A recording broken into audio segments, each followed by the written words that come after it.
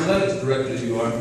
But I'm honored to be in this position, and you know, it's kind of funny the way sports dictates your life in so many ways. We've had some great runs in our athletic programs, and you know, I was talking to Coach Spurrier a little bit last night, 42 wins in the last 4 years, not counting this year, 42 wins.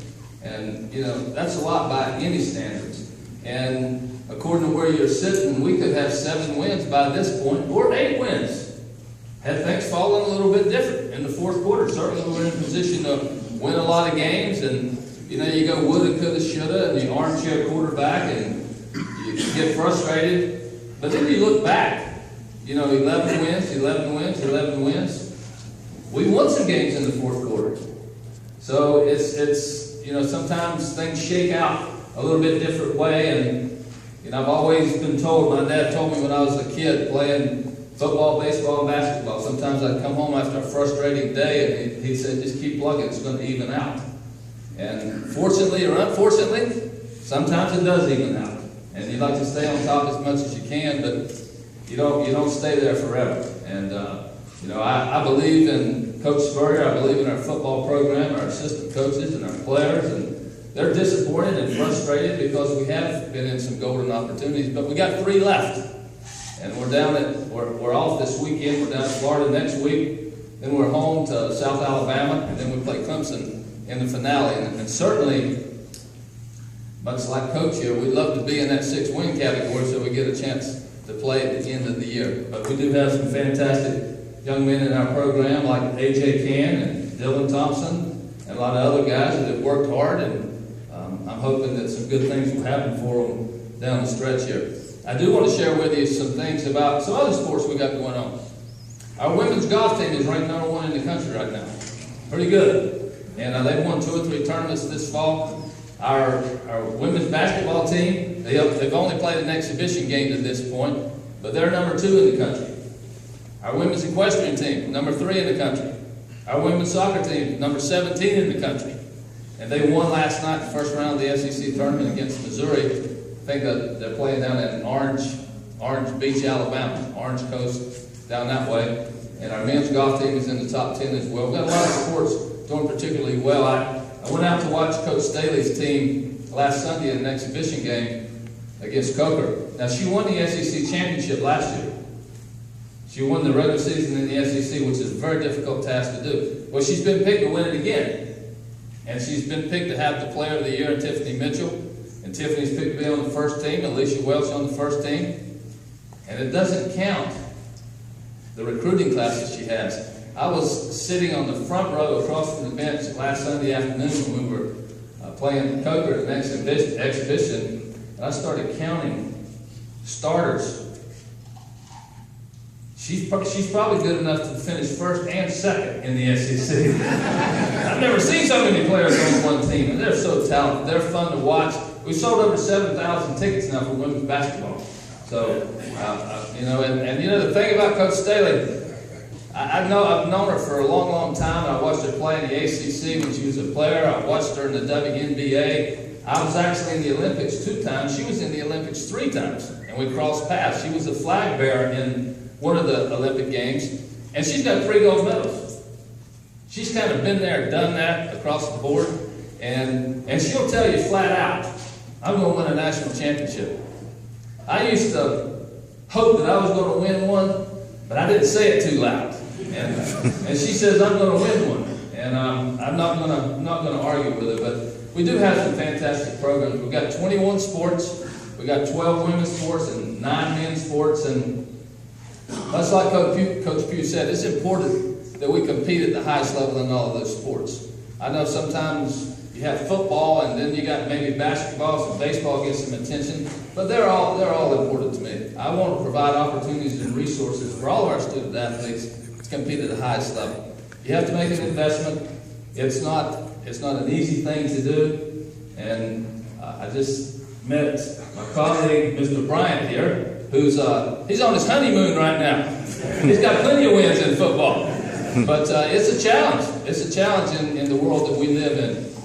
A few years ago at the university, our annual revenue was about $45–50 million, which is a lot of money. Next year, exceed 100 million. We're just shy of 100 million right now in annual revenue. And that sounds like a lot of money. That's ninth in the Southeastern Conference. That's ninth. And anytime I check with our fans, and our donors, and our boosters, and our coaches, and our student athletes, they're not interested in finishing ninth. So the challenge lies in between there. But we're providing resources as much as we can. As we sit here today, our men's and women's swimming program, and the men are ranked too, men's swimming's ranked. We're completing a new locker room to help them in recruiting. A beautiful locker room, over $500,000. Building a brand new track outdoors for our track program. We're building a brand new track indoors, 200-meter track indoors at the old field house. Because we're currently building a new field house for our football program across from Williams-Brice behind Gamecock Park.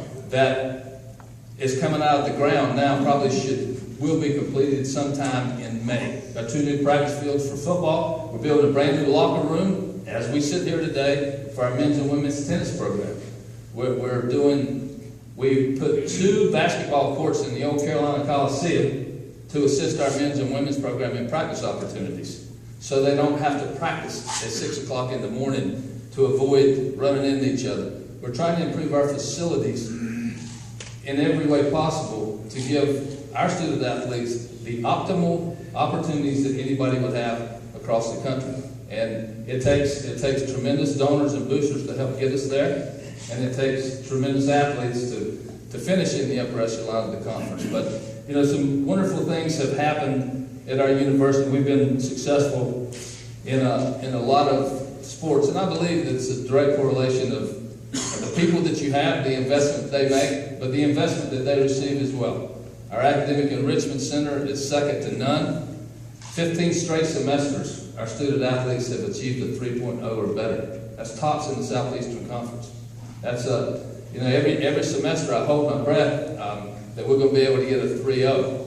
And normally, I said we had 21 sports. Now remember, track and field, they count 5 times: indoor, outdoor, men and women. That's 4, and cross country.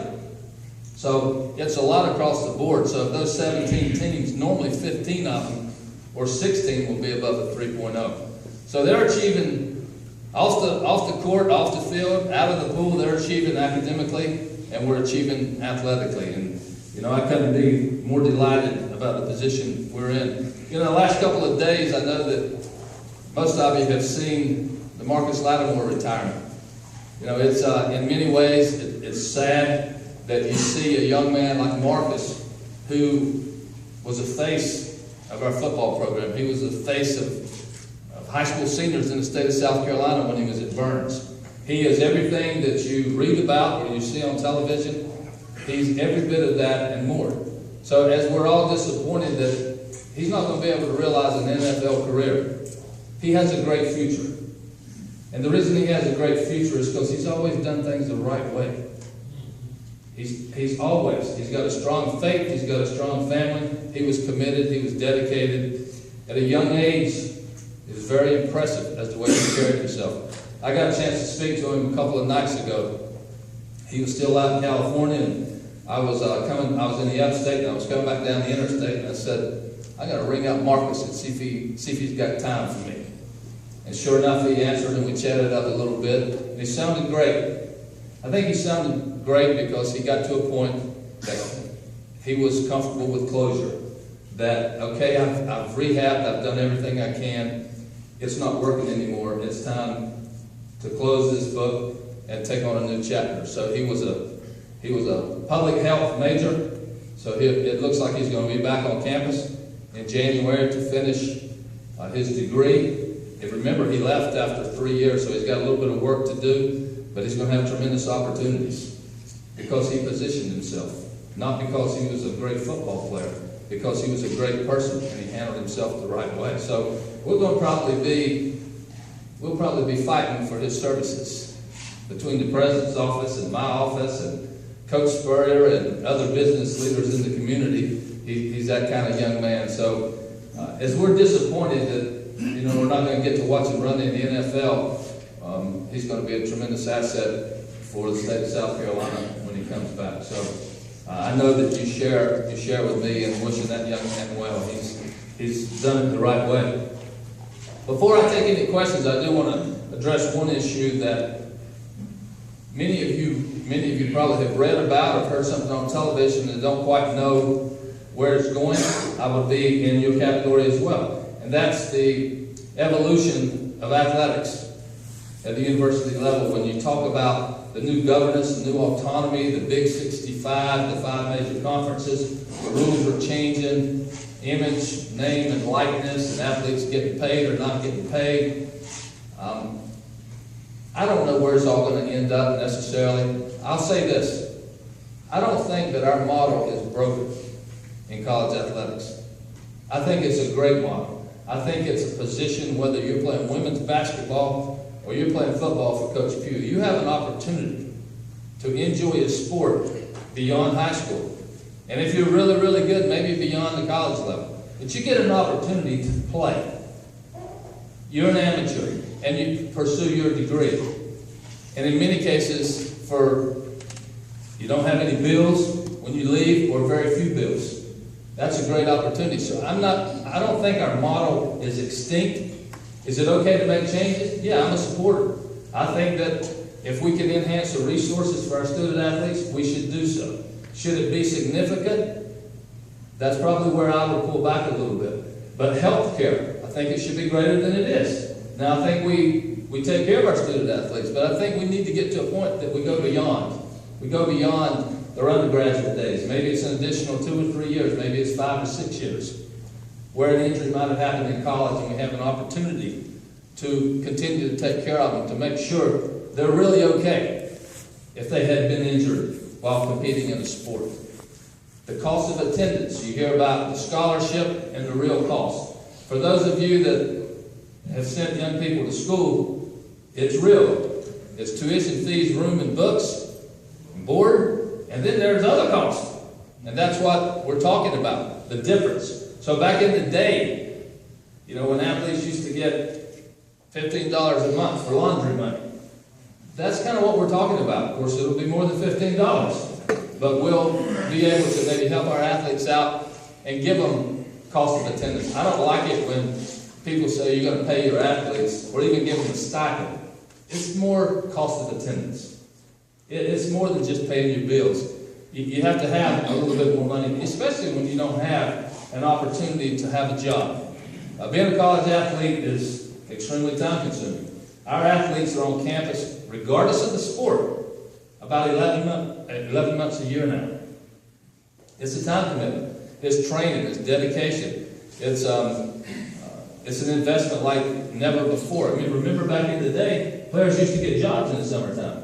And very few are able to do that now, or even do their internships for that matter, because they're committed to being a student athlete full time.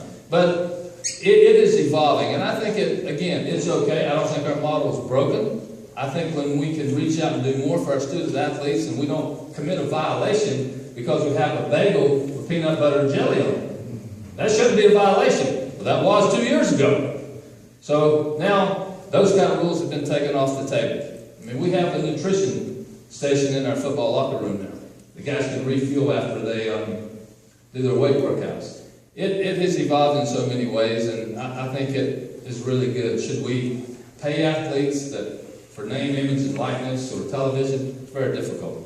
I don't know how you ever get to that. To me, they become professionals, and that's a different world. We're in the business of intercollegiate athletics, and again, I think it's a wonderful opportunity for young men and young women to be able to do that. So I wanted to share that with you. There's been so much talk and no answers. Now, probably after the turn of the year, it'll start to shake out a little bit, at least what the definition is going to be of autonomy, and what the bigger schools will be able to do versus the other schools. Is there going to be some financial strain? Absolutely. And when you hear the Big Five, the power conferences, not every school in those power conferences have the budget to do the things that we're talking about. So there's going to have to be some choices. You may support some sports, but maybe not others to the same degree. So I think there's more questions than there are answers at this point. But it is evolving. And so Coach Bryant, so it's what we got to look forward to in the months to come. I'll be glad to take a few questions if we have time. Only 3. Yes, sir. I've been a follower of Carolina football. I went to my first game in 1960 when they used to have Scout Day because they wanted to put some fannies in the seats. We haven't had that problem recently. What disturbs me is the reaction of Coach Spurrier after this devastating loss. I've never seen him as crushed as he appeared. Have you had conversation with him personally about where he is and is he recovering from that? We certainly don't need to lose that man for another 10 years. Amen to that. And Clyde and I were talking driving over here about that. He's been coaching for a long time. He's a Heisman Trophy winner. He's a national championship coach. He's a Hall of Famer, and he doesn't lose well. He never has. Was Tennessee maybe a little greater? Probably so. He kind of likes to beat Tennessee, and certainly we were in position with 4.5 minutes to go. So it's been very difficult with him. From my vantage point, it's a little bit inspiring and encouraging because it's so painful. To me, there's some drive, big time drive there. But yeah, it wasn't easy for him to. I thought he did a wonderful job supporting his team and his players, but he was not happy. He was set back, and I have no question about it. We talked a little bit on Sunday, talked a little bit yesterday, and he did practice. They're off this week, but he practiced Monday, Tuesday, and Wednesday. So trying to rev him up to get a big win, but he's you're right, and hopefully these last 3 games we have an opportunity to do some good things and get in a bowl game somewhere. Since you got me coaching, I'm an official, but you're gonna still be my non-blood grandson. Thank you. And the time when Coach Taylor was coming back from the West Coast, I was coming to tell her, just keep your head up. Right. I don't know if you were getting off the place. Yeah. Then you and I had a conversation, I don't repeat what I'm saying. But you're still mine. God bless you. Thank you. And just keep sticking with me. God will stick with you. Yeah, Coach Staley saw us. We were coming back from, I guess we were in California. We had gone out, we were playing in the NCAA's. We were at Stanford. Yeah. And I was out there, and when we got back, he was there for us. He was happy for us, but he's waiting for that national championship. I was there for her. Yeah, oh, okay. Hey, thanks a lot. Appreciate it. I give you guys a standing ovation because of me, and you're going to take shots at me. Yes, Coach, just how confident are you that Coach Spurrier will be back in 2016? Well, I think that you always have to take one day at a time, but I'm confident, I'm excited. He's been doing it for a long time. He's not as young as he used to be, but he's probably in his 40s as far as his physical condition is concerned. He works out every single day, has fun, he loves coaching. I was out there on Tuesday afternoon in practice, and I was at Auburn when he, as one of our boosters said to me at Auburn, well, he drew up some ball plays tonight, so that's exciting. We had an opportunity to do well there also, but Coach Spurrier is coaching football because he loves to do it, and so we all keep our fingers crossed that we'll finish strong, and he will not only be back next year, but maybe a number of years to come.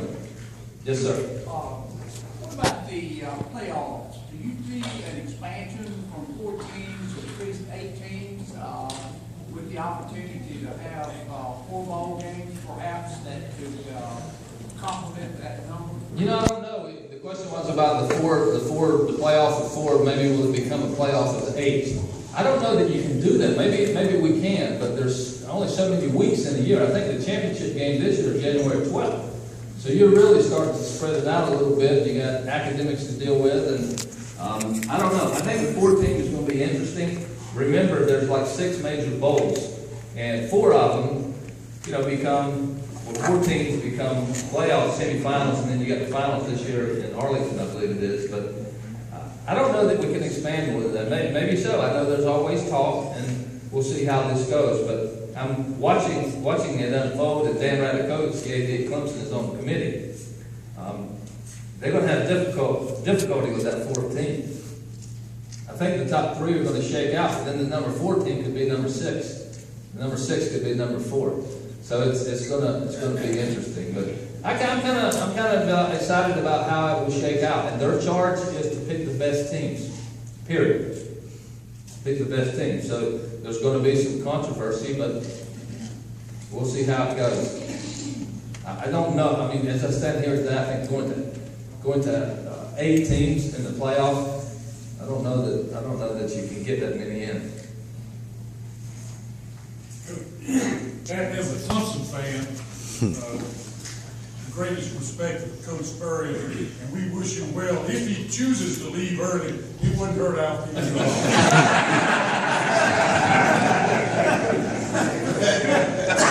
I understand, and you know, I tell people all the time, our rivalry is really something special. It has been for many, many years. There have been a few years in there where it was a little bumpy for one reason or another, but it's a great rivalry. It's great in baseball. It's great in football, and it's very special. And I don't know what's going to happen in the last game of the year, but We'll give him a house on our new golf. Well, that could be enticing, for sure. But I know that, as always, you can forget about whatever the records may be at that point in the year. When we go to Clemson the last game of the year, that'll be a special evening. Or a day game, who knows? Yes, ma'am. Would you tell Marcus Lattimore that we have an opening at Thompson Democrats? I will tell him that, and then I will call you and I'll represent him. We can negotiate a deal. I told y'all 3, that's 4. Yeah. Let's do one more. Okay. We need that out of town in my class. I'd have still been coaching if you would have been my umpire. I don't mean to dominate, but I was remiss in not saying something. When you were elevated to AD and accepted that position, I was a little heartbroken because you were the greatest baseball coach that we had. And that goes up with Bobby Richardson and a couple other good ones that we had. And I think Holbrook's done a great job, but what you're doing as an AD, I'm very impressed. And Thank you. I appreciate all your hard work and your vision. I appreciate it. I really am living the dream. This is my 19th year at the university, believe it or not. And, I felt as a baseball coach, I had the best job in the country. And then when I had the opportunity with the board of trustees and Dr. Fastides to be the athletics director, I just didn't know how good it could get. But I love what I'm doing. I believe in our product. Our fan base has been really, really special for so many years. And, sometimes if you go back in history, we might not have been the type of program athletically that we are today. And there's a lot of work to be done to keep it, so you have to sustain it. And I feel like that, having coached for so long and understanding the business aspect of it, I was a little bit wacky as a baseball coach. Unlike a lot of coaches, I was always interested in how do we do with the concession stand today? How many tickets do we sell? Did our season ticket holders show up? What are we making off the parking? Are we in the black, or are we costing the university money? Not many coaches really cared about that. For whatever reason, I did. So I understand. I understand what it takes. But I understand that if you don't invest, you're not getting a return. So we're trying to invest in our student athletes. They feel that. I think they appreciate it. Morale is good, and we're trying to win at a high level, but without compromising anything. It's academic success. More than 98% of our student athletes are going to be professionals in something other than the sport they play, just like the commercial says. So at the end of the day, they're going to have to get real jobs. It's just a great platform to be a student athlete until you get to that real world. But I'm honored, I'm delighted to be in the position I'm in at the university, and I appreciate your support. Thank y'all.